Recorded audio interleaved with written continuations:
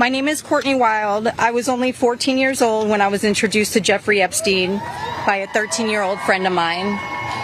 The details of the abuse that he inflicted on me for years is not important today.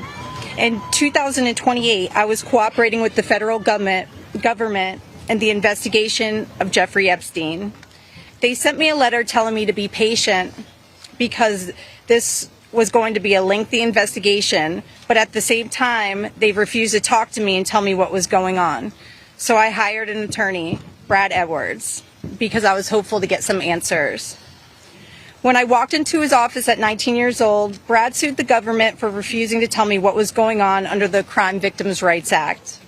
The only reason anyone ever found out that the government had already given Jeffrey Epstein immunity through the non-prosecution agreement was because our lawsuit forced the government to tell us.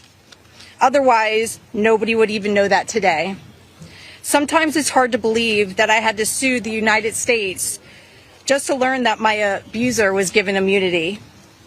I started as Jane Doe, but I decided I was proud enough to take on our country, and I was on the right side of history. We fought the government for 10 years to prove that the government violated our rights as crime victims and the crime victims' rights in order to protect a pedophile. We had to win the 11th Circuit Court appeals to force the government to turn over thousands of pages of emails between Jeffrey Epstein and the government. Those emails provided the proof that the government worked very hard with Jeffrey Epstein to violate our rights. Why?